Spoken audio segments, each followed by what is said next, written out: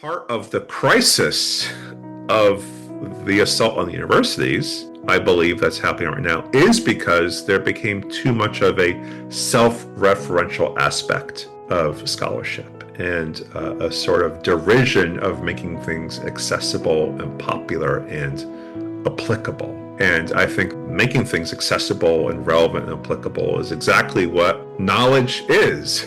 The pursuit of knowledge is precisely for those things. Welcome to the Marginalia Review of Books podcast. This episode is brought to you by the Center for Jewish-Christian Understanding, a think tank and research project grounded in original research on the historical roots of modern antisemitism and the paths towards peace through scholarship. In this episode, we share a conversation between our editor-in-chief, Dr. Samuel Loncar, philosopher and scholar of religion, and Dr. Daniel Joslyn-Siemiatkoski, the Kraft family professor and director of the Center for Christian Jewish Learning at Boston College. They discuss Christianity's relationship towards Judaism, the academic value of theology as a field of inquiry, and the 60th anniversary of the Second Vatican Council, Nostra Aetate, a groundbreaking evolution in the Christian understanding of Judaism, which took place on October 28, 1965. This episode is made possible with the support of our founding sponsors, Richard and Susan O'Leary, the Robert and Jerry Hodes Family Fund, and the Torrey Family Foundation. And it's made possible by listeners like you. You can learn more about the center and join our list of sponsors at our website, www.marginaliareviewofbooks.com. Thank you for joining us today. Hi, welcome to this Marginalia Review of Books podcast. I'm delighted to welcome our special guest, Dr. Daniel Joslyn-Siemiatkoski, who's the Kraft family professor and director of the Center for Christian Jewish Learning at Boston College. Professor Siemiatkoski is one of the leading scholars of Jewish-Christian relations and comparative theology, and he's the author of The More Torah, The More Life, a Christian commentary on Mishnah Avot and Christian memories of the Maccabean martyrs. His research interests include Jewish-Christian relations, ancient and modern, comparative theology, and the intersection of anti-Judaism and racism, as well as Anglican theologies of religion. I'm delighted to welcome Professor Siemiatkoski today, not only to discuss his special work, but also the very special significance it has for the 60th anniversary of Nostra Aetate, the most significant Christian evolution in Christian-Jewish relations, which is celebrating its 60th anniversary this October. Thank you so much for joining me, Dan. Thank you. It's really great to be here. Could you help explain sort of your work to an audience who maybe isn't familiar with the world of Christian Jewish learning or the significance even of theology? A lot of people think that theology is something just for Christians or people who have religious beliefs, and they often don't understand the sort of broader significance of theology, even for the secular world. Yeah, that's a really good question. So I direct this center focused on Christian Jewish relations at Boston College. There's a number of these centers that exist at universities and colleges across North America and in other parts of the world, especially in Europe, academic centers.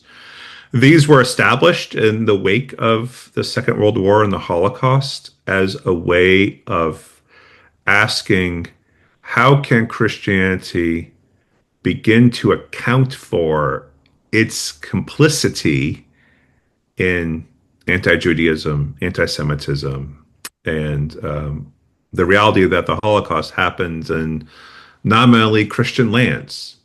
And so I think that backstory to my center, which is celebrating its 25th anniversary this year, speaks to that question of what does theology have to do with the modern world? Theology is a way of thinking through genealogies of relationship between peoples in Christian areas. It's a way of thinking through meaning making, thinking through truth claims, thinking through questions of what standards of morality, ethics, and justice need to play out today.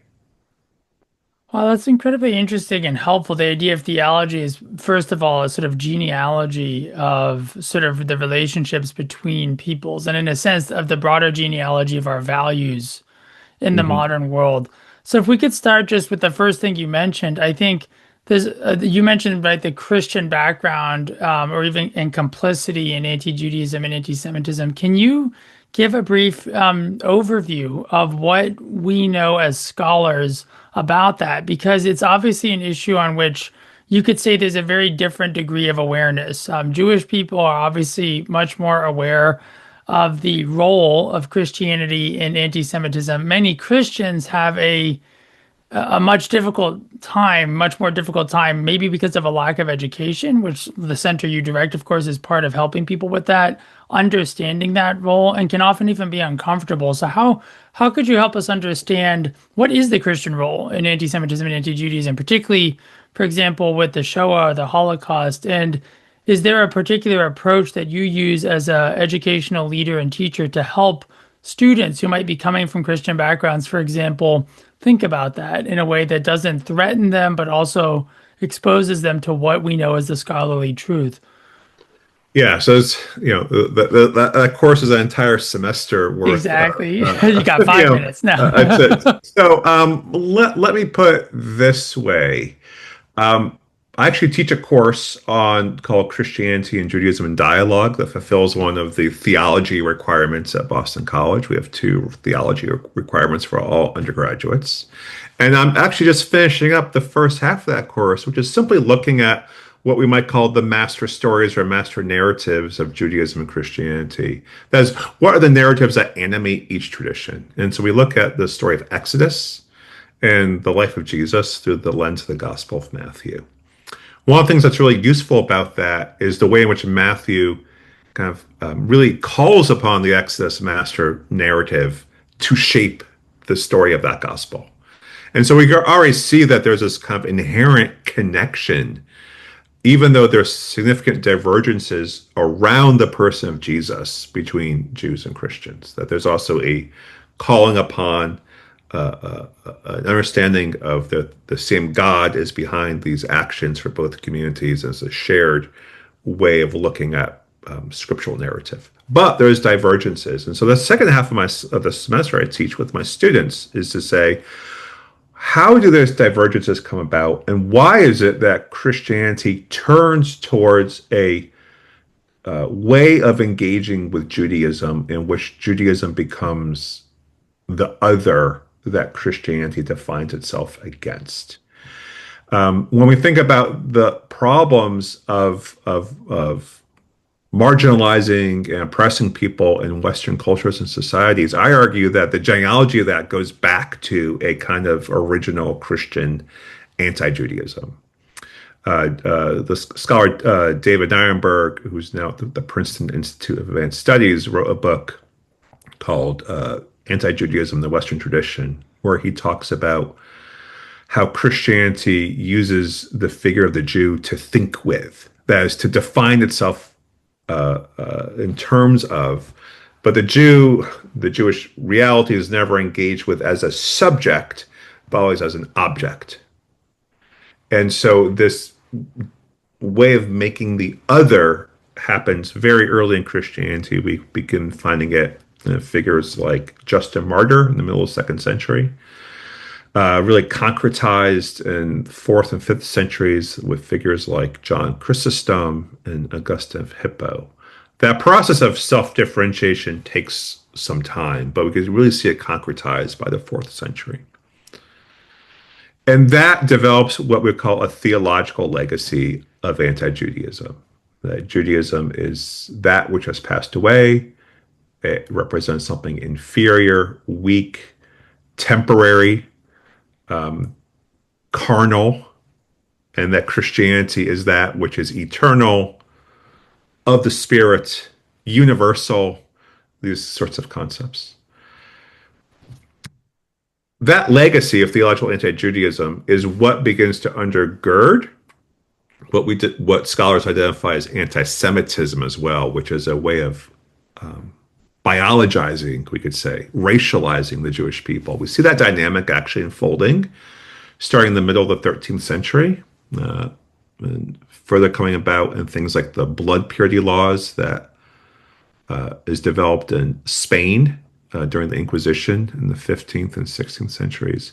And then with this kind of new racialized discourse that emerges in 19th century anthropological and pseudoscientific enterprises, there's a racializing of Judaism as that which is inherently inferior to European races.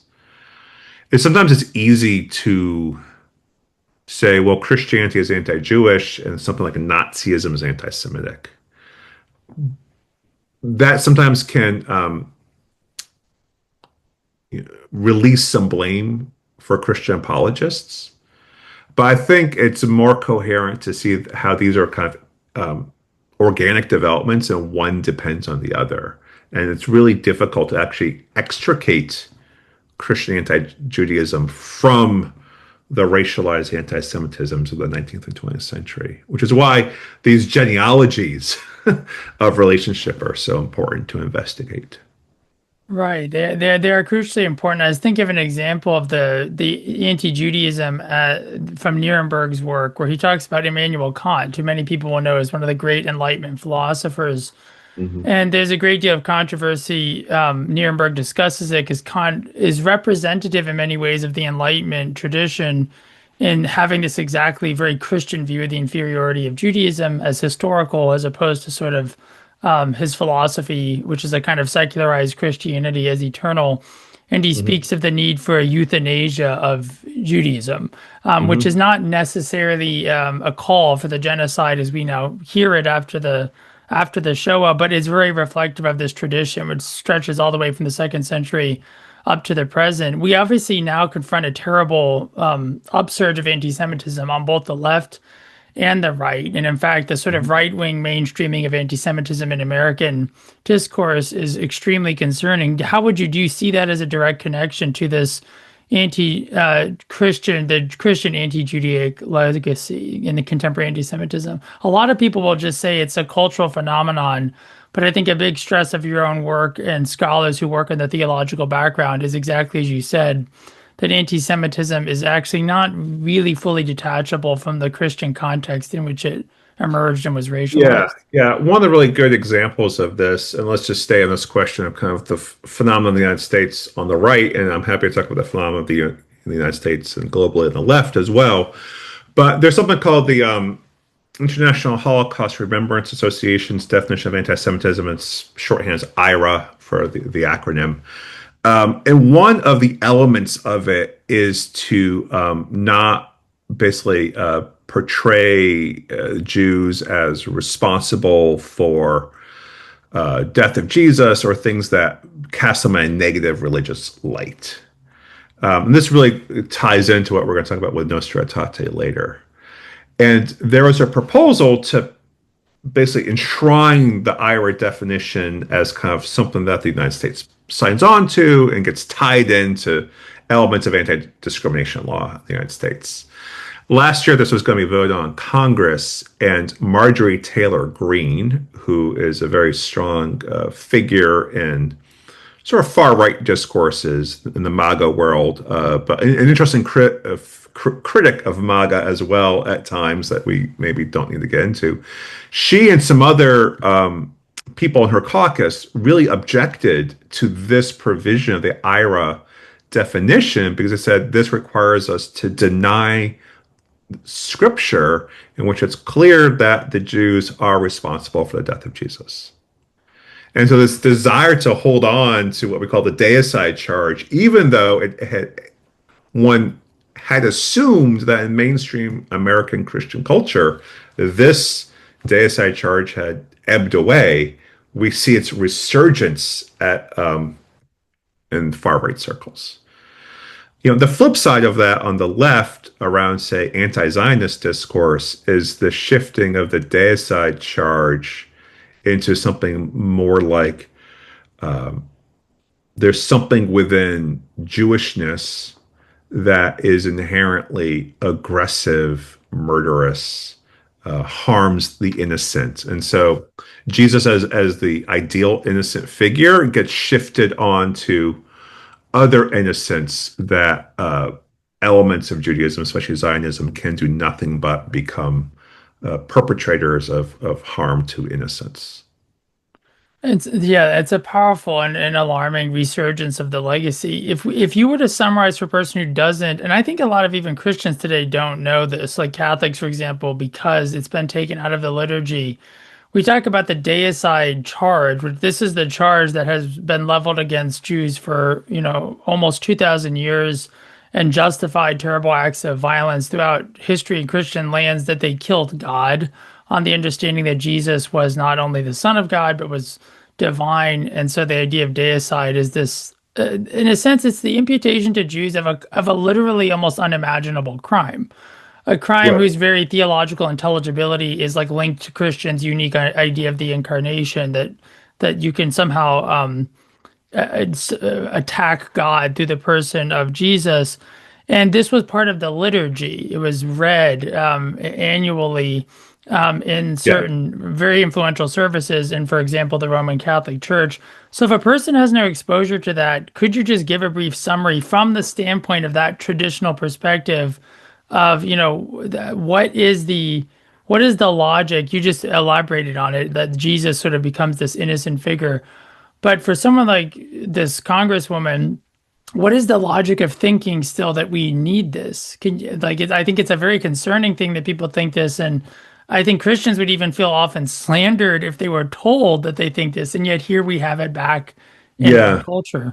Yeah. So it's a really interesting problem. Like, why do we need this concept of deicide or of I think there's a sort of oppositional logic in Christianity. A colleague of mine, Philip Cunningham, who directs the Institute for Catholic Jewish Relations at St. Joseph's University in Philadelphia, has coined the term the oppositional imagination.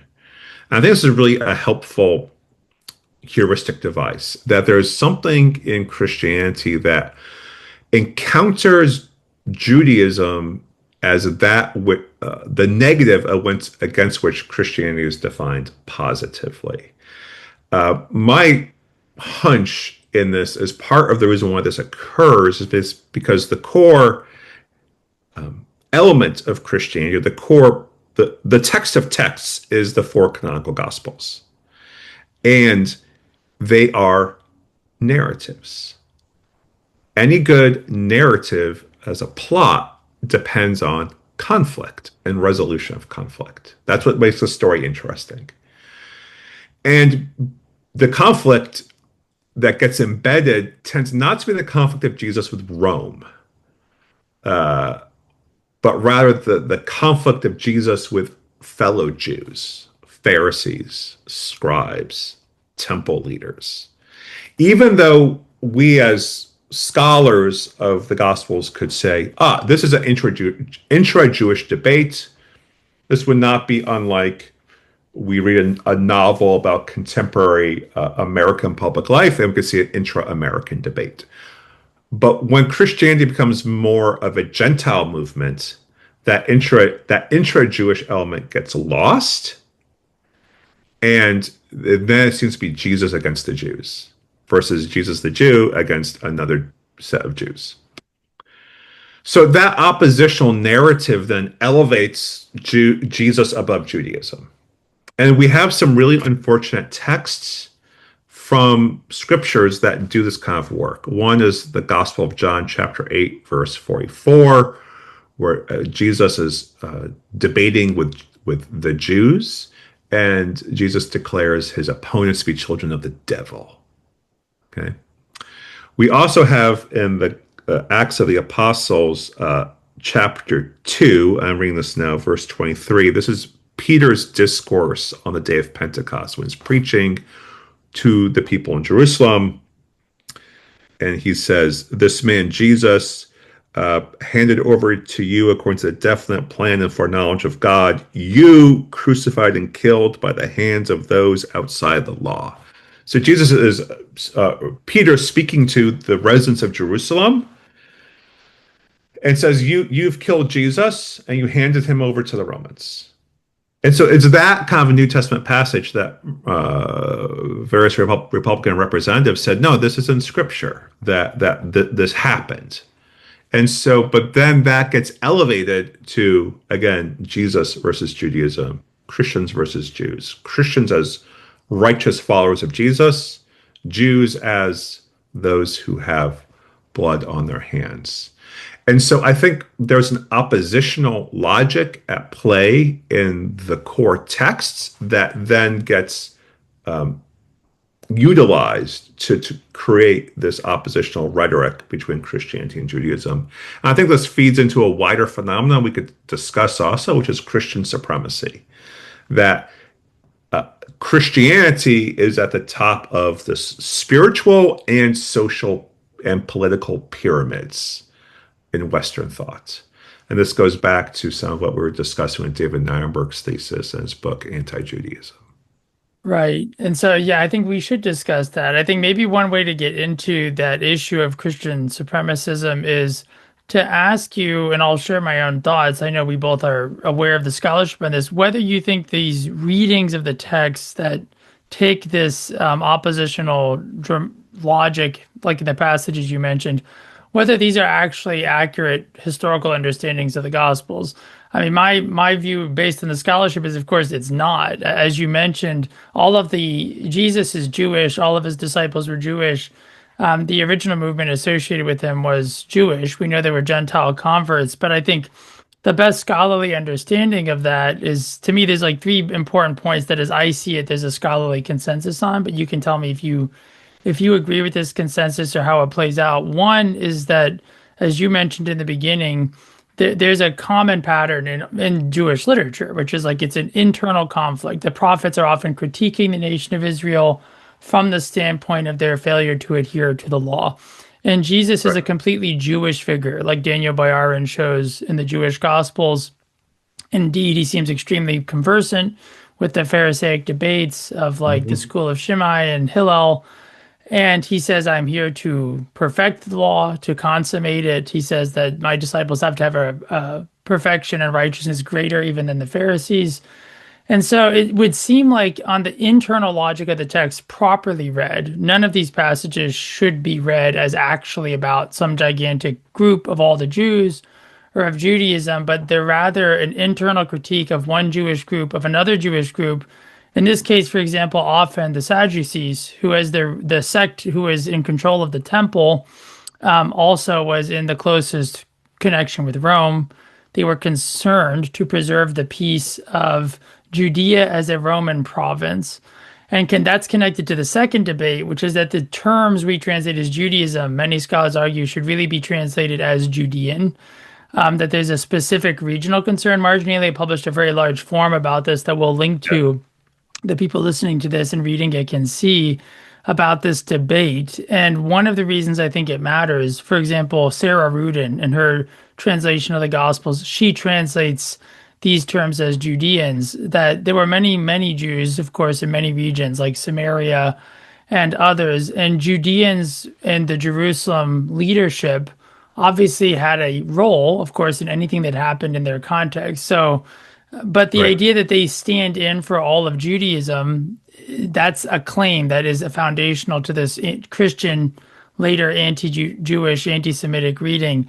And if you think that primarily this is an internal debate, an internal critique, that inside of that context, the second point being it's not a critique of all of Judaism or of all of the Jews, then that would lead to sort of the third, I think, thing a lot of scholars think, which is that what's really going on is if you think about what the Messiah is supposed to be, the Jewish messianic texts indicate that when the Messiah comes, there'll be a gathering in of all the nations. So the Gentiles will be brought into the covenant of Israel, and they'll recognize the true creator God as the God of Abraham, Isaac, and Jacob, and that is the context of the messianic movement in the first century. Many Jews don't agree that that figure is Jesus or Yeshua, but they would agree, broadly speaking, if you look at the Talmud, if you look at the Mishnah Torah of Maimonides, that when the Messiah comes, there will be a gathering of the nations. This is very clear in Isaiah. So that third point is crucial, that the texts are not about Christianity versus Judaism. Jesus was a Jew.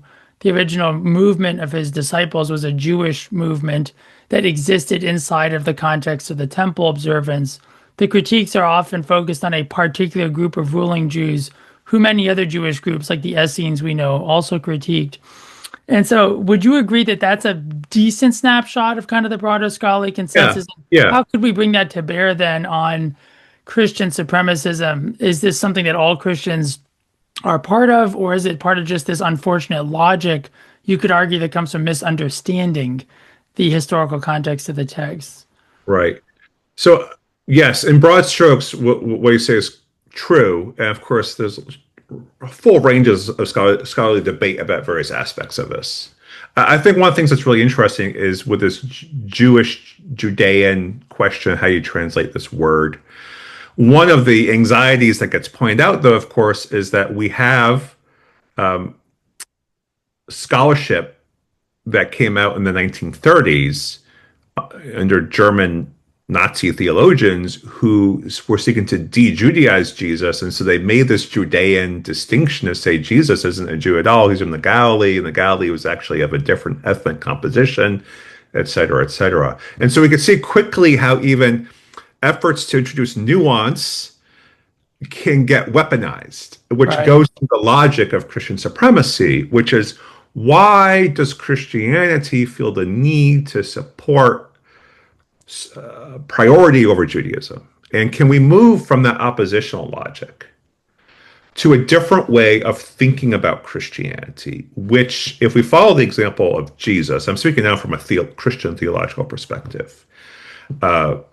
We look at Paul's letter to the Philippians, in the second chapter. He has this passage where he speaks about how Christ empties himself of his glory, descends from the Father to dwell with humanity. That self-emptying is called kenosis. And one of the things I do in some of my writing is say, how could Christianity have a kenotic, a self-emptying disposition towards Judaism in which we don't seek to prioritize Christianity over Judaism, or even to say how Judaism itself ought to be defined, but always to defer back to Judaism for its own forms of self definition, of its preferred modes of framing issues. Because there's a logic here of Christian supremacy that has a theological current, which is that Christ is not only God's chosen or God's Messiah, which in Judaism is God's special agent on earth to effect God's will, but rather Christ is God. Christ is cosmic savior. All of the cosmos is transformed because of Christ. So naturally, then, Christ and anything that is associated with Christ has to be above anything else. The problem that comes into tension with Judaism, of course, is Judaism understands itself to have an eternal covenant with God. And so how do we put these two dynamics into place? The universal significance of Christ and this unique relationship that Judaism understands itself to have with the God of Jesus Christ. And so in order to move to that realm of recognizing these two things are in a dynamic relationship with each other would require a moving away from Christian supremacy.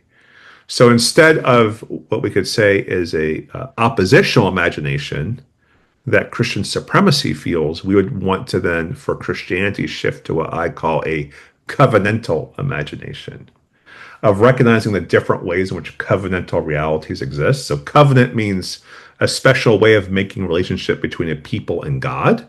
So Israel's covenant. And then, as you reference, Isaiah's vision of all the nations streaming into relationship with God, that is the covenant Christ effects for the nations. That reading does a lot, I think, to move us away from some of these dynamics of Christian supremacy that is undergirded by anti-Judaism and anti-Semitism. And that reading has been, in a sense, you could say, in a broad sense, sanctioned by this evolution in the Roman Catholic Church, which after the Holocaust was aware of the fact that aspects of these ideas had played a role in anti-Semitism and in the persecution of the Jewish people.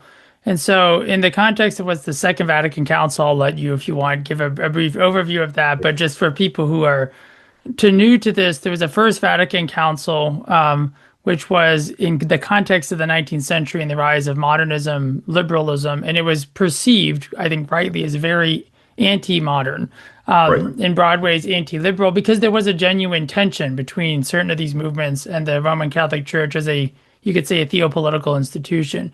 Vatican II is, in a way, a deep evolution of this, which comes to a much more harmonious understanding of the relationship between Christianity and the Roman Catholic vision and the modern world. And this document, Nostra Aetate, is crucial because of the way it's engaging non-Christian religions and the Yes. Jews. So could you maybe fill us in on a bit, whatever the context you think is relevant, and how Nostra Aetate is significant in this broader conversation of helping people who may be within the Christian framework, which I know you yourself are a Christian pastor, a priest in the Anglican Episcopal Church, correct? Yes. Yes. Right. So as an academic, so you're not just talking about this as a scholar, but you have a personal vision, and so this isn't necessarily, it's in no way incompatible with Christianity. I think it's an important thing that what scholars are pointing out, in a sense, is, I would say, recovering what you might see as the more logically harmonious strains of Christian theology, which emphasize that Jesus is Jewish, that if he's bringing good news, that obviously can't be bad news for the Jewish people or for anyone. And so there must be some deep mistake or misunderstanding that has led Christians to think that their idea of the good news of the Jewish Messiah is bad news for Jews. And Nostra Aetate, I think, is really the only real document by a major Christian group that begins to directly address this. It sets the stage for a new evolution, like what you're describing. Yeah. So let me. This is good context for us shifting to this. So first, Nostra Aetate, with all Catholic documents, they're named after the first couple of lines in Latin, or first couple of words in Latin. So Nostra Aetate simply, it begins with "in our time." So that's what Nostra Aetate means. This is a product of the Second Vatican Council, which, as you rightly say, convenes essentially, 20 years after World War II, 1962-65, convened by Pope John the 23rd, to really have the Catholic Church figure out a way to face the challenges of the modern world. And whereas the First Vatican Council was an attempt to reject modernity and liberal democracy, what the Catholic Church realizes after World War II, with both Nazism and the rise of Soviet communism, is that the threat of illiberal authoritarianism is a greater threat to the church than liberal democracy, which it had thought was the case prior to the Second World War. So it's real also pivoting towards political liberalism that it had been trying to keep away from, while also trying to find its own integrity as something that is its own kind of society, but society distinct from secular society. You had mentioned Nostra Aetate as sort of this foundational document of the Second Vatican Council for Christian-Jewish relations. That's absolutely true. It kind of is the paradigm for thinking about Christian-Jewish relations in the modern era. There was a few forerunners to it. There's an entity established in 1946 that comes out of efforts in the United States and Great Britain called the International Council of Christians and Jews, that a Frenchman, Jules-Isaac, who was Jewish, was very foundational leading. They meet in 1947 in Salisbury, Switzerland, and they issue what's called the 10 Points of Salisbury, which what it's trying to do is many of the things you named. Christians need to account for the Jewishness of Jesus. Christians need to deal with the legacy of anti-Judaism, and Christians need to deal with this through explicit modes of teaching. The catechetical issue was primary. So the International Council of Christians and Jews, though, is not an official ecclesiastical body. You begin to see various ecclesiastical bodies begin to do this work of addressing the issues. Some early Lutheran church bodies, or in the 1940s, 47, 48, 49, do some work of addressing their complicity in the Nazi atrocities. The World Council of Churches begins to ask some of these similar questions in the 1950s. The Episcopal Church in 1964 rejects the deicide charge. And then Nostra Aetate comes out a year later in 1965. And so what's useful to see is that there's actually an ecumenical and interreligious conversation happening for about 20 years before Nostra Aetate comes out. One of the other things that's really useful to know, John Connolly at the University of California, Berkeley, wrote a very useful history of Nostra Aetate. And one of the things he points out is a lot of the key Catholic thinkers who helped construct Nostra Aetate were actually converts from Judaism, especially John Osterreicher, who was at Seton Hall, and Gregory Baum, who ends up at the University of Toronto. In addition, we have Jewish figures very active in helping to draft Nostra Aetate. The American Jewish Committee was invited by the cardinal who was put in charge of this work. His name was Cardinal Bea. They write a very important briefing document to the council to help them think through these issues. And then the great Polish-American Jewish philosopher, theologian Abraham Joshua Heschel becomes actively involved in helping to draft the document and collaborates with Cardinal Bea as the final form begins to take place. And so it's not just the Catholic Church speaking to Jews or about Jews. It's actually a fascinating process of the Catholic Church having people who are Jewish either by birth and then by conversion becoming Catholic, or people who remain as committed and prominent Jews cooperating with the Catholic Church. And that collaboration, I think, is really simply unprecedented in the history of Catholicism or of Christianity in general, and served as a very helpful template for what relations should look like going forward. So sorry for the long answer there, but I think it gives us a good sense of why this is important. Yeah, and I don't think it's too long. It's really important and helpful because what you're saying, I think, is hugely instructive, and I think we need it now more than ever. Which is there was a 20-year process, you could say, of essentially the broader Christian world, not just Catholics, but ecumenically across different Christian groups, dealing with the horrors of the Holocaust, recognizing that Christianity had to do something about itself in relationship to what had happened to so many innocent Jews. And so that, I think, there was a consciousness that began to form over those 20 years in which you could say Jewish and Christian relations, as you said, in an unprecedented way, began to be shaped not just by Christians assuming a kind of superiority, but rather also listening to Jewish people and incorporating that insight, as you said, in the Second Vatican Council into the process, with like Heschel's involvement, as you indicated, being a very prominent example.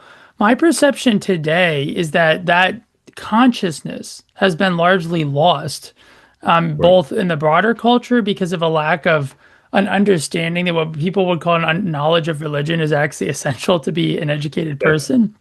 You know, a big part of our work at Marginalia is to just ask, what is the relevant knowledge that one needs on a certain subject, and to bring together the scholarship to give that knowledge to other scholars and to the public. And I think one of the deficits in contemporary Western education is because we live in a broadly secular society, people don't understand the difference between professing a religious tradition and being informed about it. Professing a religious tradition is, of course, it's a free society. People are free to come and leave into any religious communities that they may want. But insofar as religion is the sort of cultural matrix of the world we live in, a historical understanding of it, like you're providing, is actually quite important. So the world we see currently in America, for example, it broadly speaking, the Christian movements today seem like they're not quite aware of this background. And so do you think, one, that's right, that we've somehow lost a lot of the Holocaust awareness and the significance of the partnerships that we're forming in response to it? And if so, obviously we're doing something about it right now, but what can we do, or what do you think could or should be done broadly in the broader academic world as well as in religious communities to try to bring that back, because the ideal being to bring peace, that these communities should be at peace, that people who are disciples of Jesus and think of their lives that way, I think they would want to think of themselves as disciples of peace. And Yeah. as scholars, I think by bringing knowledge or light to a topic, I think I like to think that by bringing light, that's our own way of bringing a type of peace to Yeah. things. So, what do you think about that framing that you gave this really helpful background? But I feel like very few people are aware of that, even in religious communities. Yeah. And so, I mean, we're going to get more into what Nostra Aetate says, but really it charts a positive path for Catholics relating to Jews. So we'll just like put a pin in that. One of the things that's really instructive is how little contemporary Catholics know about Nostra Aetate. So my colleague Philip Cunningham at St. Joseph's that I mentioned earlier, his institute commissioned a survey of U.S. Catholic attitudes towards Jews and Judaism. And one of the things I discovered is very positive views of Jews. There's always the outlier negative numbers, but they're not very high. But a striking lack of awareness of what Nostra Aetate teaches, of what various recommendations the Catholic Church has offered about Catholic-Jewish relations. And it seems that the positive attitude of Catholics towards Jews probably was reshaped by Nostra Aetate, but then just became part of the cultural moment, part of the background in which a liberal democratic society flourished. And this is the place in where kind of the intellectual underpinnings of Nostra Aetate dovetailed really well with where Western society was going.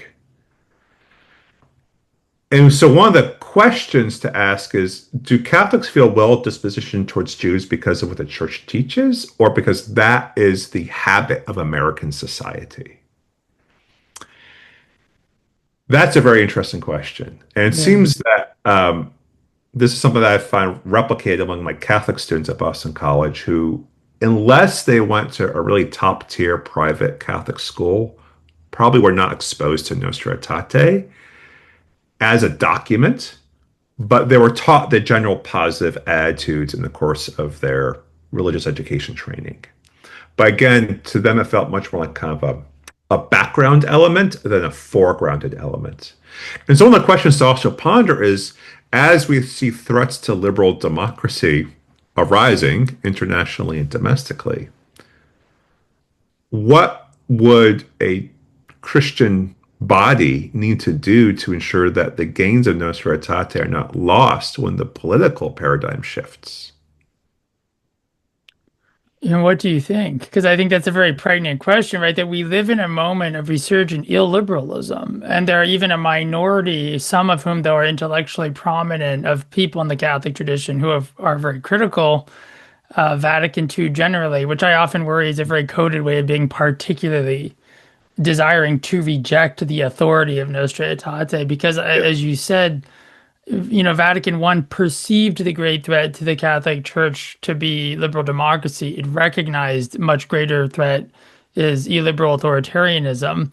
And so, in a moment in which anti-Semitism has risen in the kind of quintessentially liberal context of Western society, like our universities, yeah, do you see that there's indeed a connection between perhaps the lack of an Yeah. appreciation of this document and the broader rise of forms of resurgent illiberalism? So I want to go back to Nirenberg's thesis that Western culture uses Judaism to think with. So I think there's a way in which that the liberal democratic structures of the United States that we experienced being constructed in the 20th century, especially through a variety of legal judicial rulings, the Jewish intellectuals had a lot to do with that. Beginning with Judge Brandeis on the Supreme Court. Legal strategies, the ACLU, were enabled, and the NAACP all had Jewish intellectuals as part of that project, of a broader American social project of moving towards a more democratically representative and inclusive society. We could see illiberalism using the fear of anti-Semitism as a way of reinforcing its own illiberal projects. So it's one way in which Judaism can be a partner in creating a liberal society, but we also use the fear of anti-Semitism as a weaponization of anti-Semitism to help construct an illiberal society in which there is only two legitimate religious traditions, and that's Judaism and Christianity, and we find it hyphenated as Judeo-Christianity. And then that is used to shut down, to punish sources of liberalism in the society. And I think we see this unfolding in the current legal and administrative cases against American universities, in which the anti-Zionist protests that happened on University of campuses, which we could have a lot of a conversation about the excesses of that and the problems of those, became a flashpoint for being to construct an illiberal case against the American university. So that's just one example of the problem and the question of what is a post-liberal future in which the flourishing of Judaism is enabled that isn't also served as a way of serving Christian supremacist principles. And so it's well, part of what you're pointing out is how complex it is, that you can't ever read sort of anti-Semitism. It never goes in just one direction. It can be used, it can be weaponized in a way that oppresses other groups. So is there a framework by which we could measure whether we're going in the right direction? And do you think Nostra Aetate's particular content is helpful in getting us there? Yeah, so I think this is what's useful about this pivot towards Nostra Aetate, is that the way in which Nostra Aetate is a document that essentially has 5 sections. The first 3 sections deal with kind of religion in general, begins to narrow down to some Eastern religions, Hinduism and Buddhism, then to Islam, and then it treats Judaism fully in its 4th section. So when people talk about Nostra Aetate, they really often mean Nostra Aetate 4 when we're referencing this, but there's other important elements of the document. And so part of what it's laying out is this vision that there's this relationship between those descended from Abraham and those who belong to the Church of Christ. And it's laying out a vision in which the two people of God, and the people of God is an important phrase used in other Second Vatican Council documents to talk about the church as well. These two people of God are in a relationship that ought not to be a rivalry. So a couple of key things were said, that the Jews should not be blamed exclusively for the death of Jesus, but this is something that all humans share fault in. This actually goes back to a teaching from the Council of Trent, which was a meeting in the 16th century to deal with issues of the Protestant Reformation. So they're actually re-articulating a longer held teaching, but then they really fully reject anti-Semitism as a whole. They just reject it and push it aside and say this should not happen. And so you have this very clear statement now of the church seeing itself in partnership with Judaism in a fundamental way, and then that bond must be maintained. This is what's really the instructive thing about Roman Catholicism, is that it has the capacity to issue follow-up documents to enforce its teachings. So there's a series of follow-up documents. There's a 1974 guidelines on implementing Nostra Aetate. So Nostra Aetate is 1965. There's a 1985 note on proper presentation of Jews and Judaism in Christian teaching and worship. And then some other follow-up documents as well. I think what's instructive when you look at the follow-up documents is over time, it's a push for the church to take Judaism on its own terms, to listen to how Jews interpret their own scriptures, to listen to how Jews think about the nature of the Messiah, to listen to how Jews understand their ultimate goals and hopes. And so this takes us back to this question of how do we know if we're on the right path or not, is that one does not have a monolithic view of Judaism. One does not presume to think what is and is not important to Jews, but one is first attending to Jewish voices. And to do that, one has to realize pretty quickly, Judaism itself does not have a monolithic voice. And one of the highest values in Judaism is a plurality of perspectives. And so one of the ways to have a guard against weaponizing anti-Semitism or using Judaism for Christian purposes is to say, how many Jewish voices am I listening to? If you find yourself only listening to a narrow band of Jewish voices, then it's much easier to fall into that problem of instrumentalizing Judaism for Christian purposes. That's very helpful. And would you agree that those principles, you could say, are general principles of like the proper way to conduct inquiry, to facilitate human understanding? We can't just pick the segment of some entity or group that already fits our own interests. We need to, like as a scholar, approach with an open mind, listen to all the data, and let it have its own integrity. That's just generally the right way to facilitate a deeper understanding. Right. And exactly. And when the church basically told itself, we have to talk to Jews and not just talk at them. And then that means we have to listen to Jews. And once the moment of listening happened, what they heard was, you need to hear more perspectives. You need to have a range of people that you're engaging with. You need to develop greater nuance in how you approach our tradition. And so that requires a disposition of spiritual and intellectual humility, which goes back to that canonic imagery I gave before of the self-emptying, or I call sometimes a decentering.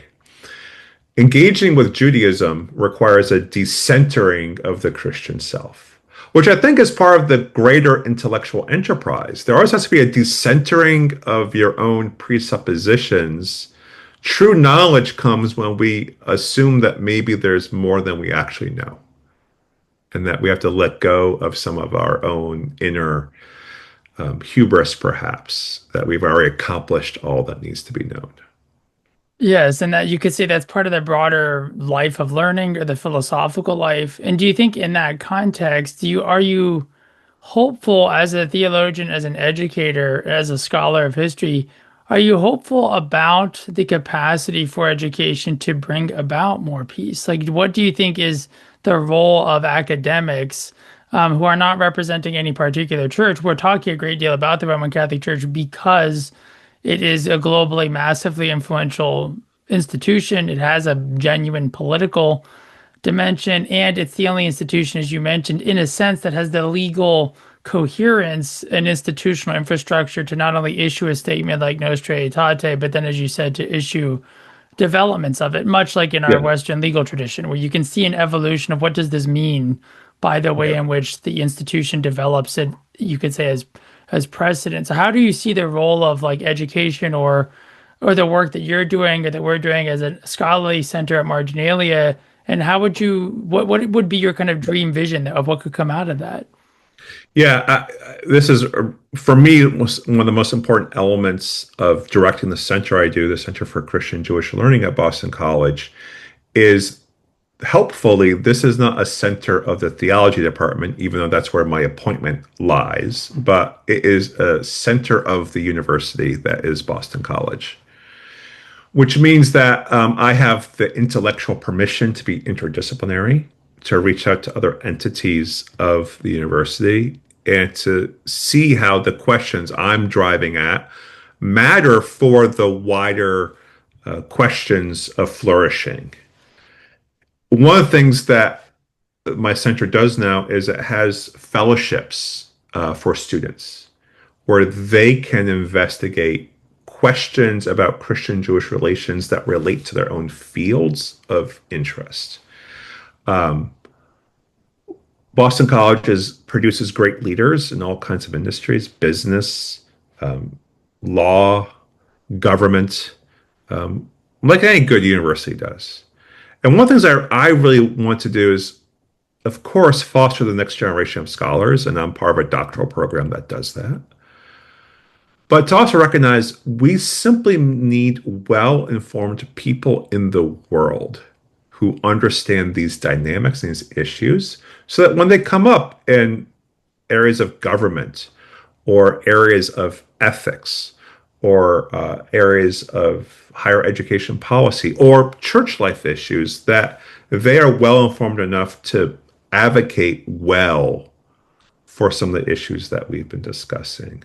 So I'm really a believer in the necessity of the outward-facing element of scholarship, which I know is part of what the Marginalia Review of Books also really values, that part of the crisis of the assault on the universities, I believe that's happening right now, is because there became too much of a self-referential aspect of scholarship and a sort of derision of making things accessible and popular and applicable.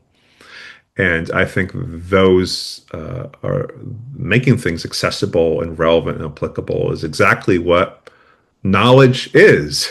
The pursuit of knowledge is precisely for those things. And my experience at Boston College is always of intense interest and reception and people who are doing really creative things around these questions. That's really encouraging, Dan. I think we'll list a bunch of the resources that we have, as well as any that you give us from the center as we post this and publish different forms of it. And I wonder, as a kind of final question, if a person's really interested in this, but they don't have a background like you and I, not only not a PhD, but maybe they don't have any religious education of any kind, whether in Judaism or Christianity, how would you recommend that they maybe begin to study or learn about this? Is there any particular books or resources or things at your own center that they could look at? Because the idea being like, yeah, since education is so powerful, and I think it's a real path towards peace, it's past partisanship through learning.